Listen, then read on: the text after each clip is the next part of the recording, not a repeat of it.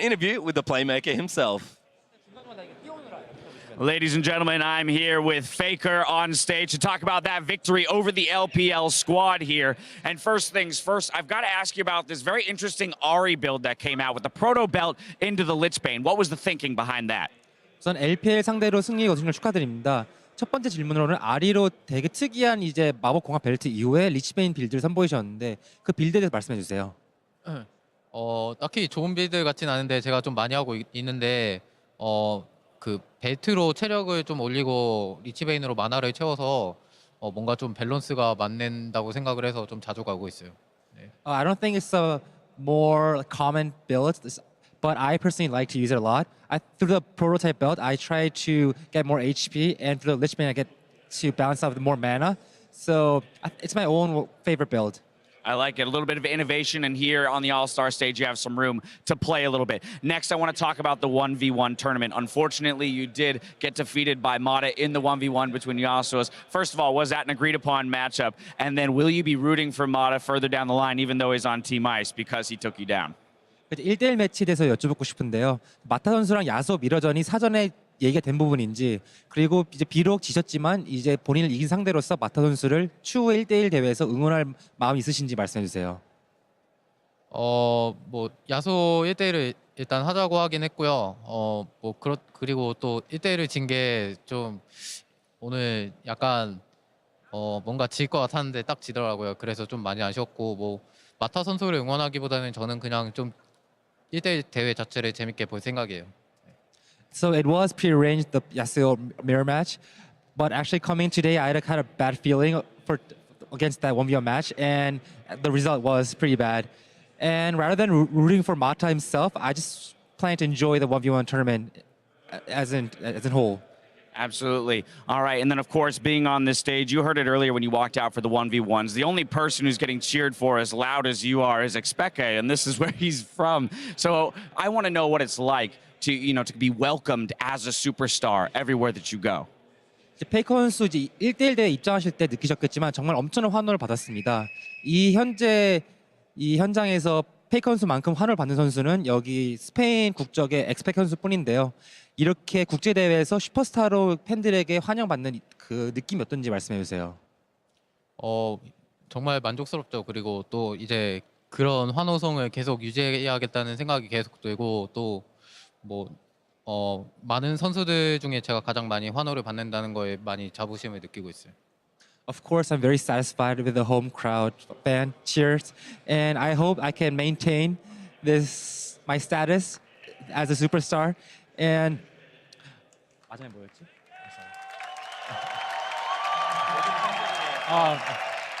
And also, I feel very proud to achieve such cheer from the crowd among these superstars. Absolutely, and you deserved all of these accommodations and the cheers from the crowd. Final question here, looking towards the LCK season. A lot of people have been looking at the new KT roster as kind of a Korean super team, but yet you guys have picked up some star players like Peanut. So how do you kind of look at both of these rosters and expect that season to go?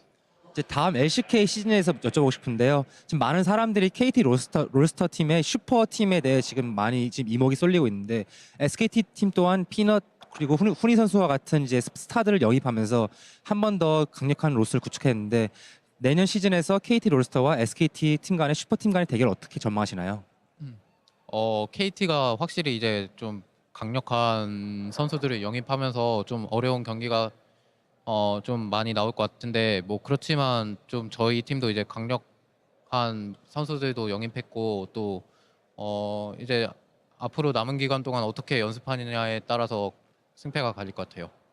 I agree that KT roster became a very strong team by recruiting a lot of strong players, and it's going to be a very difficult matchup. But we also strengthened our roster during the off season, so I think it's going to depend on which team prepares better during the off season.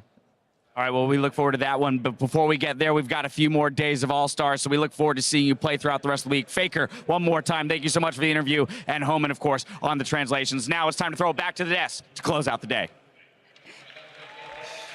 Thank you so much, Dash and Faker and Homan. He wants to maintain his superstar status. You said that today as well. I think during lunch you were like, guys, I really want to maintain my superstar. Yeah, I feel like Dash could just ask me that question. Same answer, honestly. It feels great. Naturally.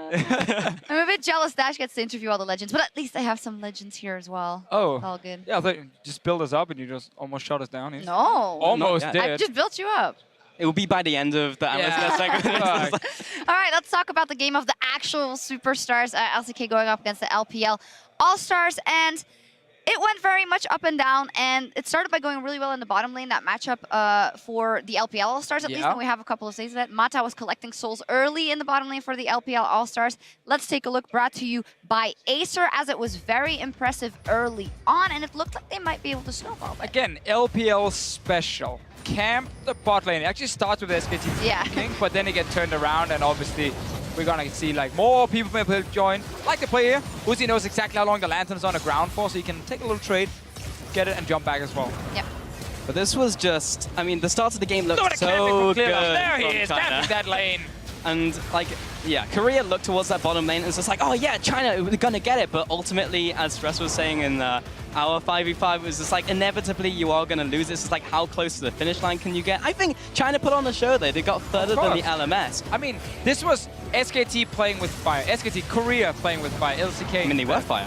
They were fire as well, but like ganking the bot lane against LPL teams should never happen. They will always be there with 3, 4, 5, 10 members to take you down, and we kind of saw that thing, you know, where you get the advantage against an LCK team, and then we were kind of being like, ooh, they can win. Ice. This is it, you know.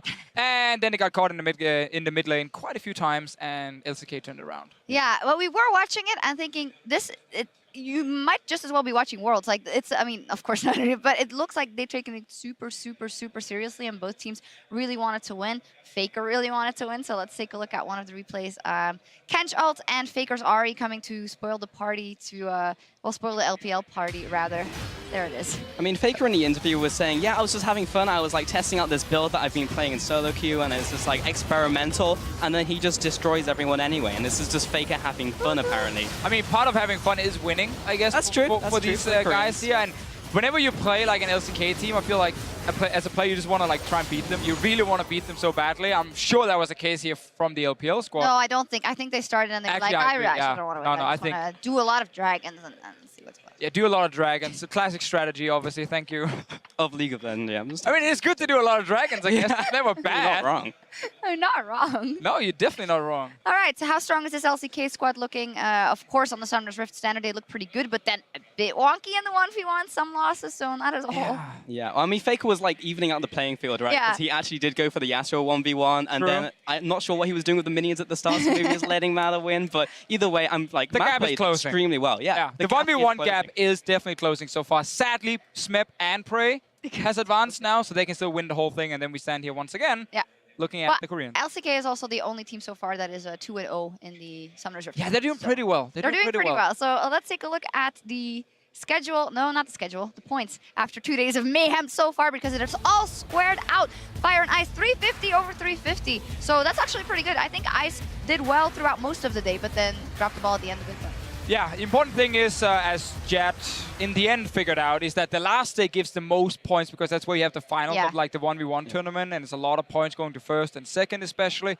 That's going to be probably the decider here, because we're obviously expecting like LCK to keep winning in these 5-on-5s with the 100 points, but then ICE have shown they can actually take games elsewhere. The 1v1s will decide the whole thing, I promise you. We do have hope, though, because Mata is the fun mode god, and hopefully if he's in more of those, he'll actually be able to take home, because he's still in the 1v1s as well. So he can still actually get Team Ice a lot of points. Because we know who's not going to bring home the points of the regions in Ice.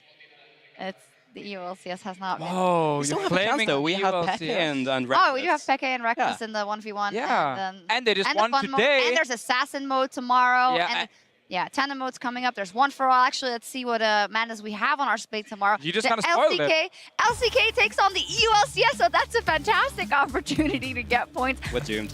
We also have one for all, and the 1v1 tournament continues around of 16. LMS and GPL face off Assassin mode, and the NALCS versus LPL. Yeah, Mithy was here before, obviously, and he said he had to just wake up around 2 o'clock, go to the venue, get spanked by Korea, and then go back home and sleep No, he was again. on the analyst desk as well. On the analyst desk, he was here on the desk. Getting spanked on the analyst desk as well, yeah. Definitely so. I mean, it happens everywhere for Mithy right now, but I'm kidding. let's move on instead of having that picture in our heads. Europe, they're going to beat Korea. I'm Yeah, telling they you will. guys. Let's talk about one for all mode because I'm Yeah. looking forward to that. Oh, yeah, that's a good one. We saw an IWCA, the John versus Lee Sin. I was casting it. It was so much fun. So I just want to see them go for some hype picks. Yeah.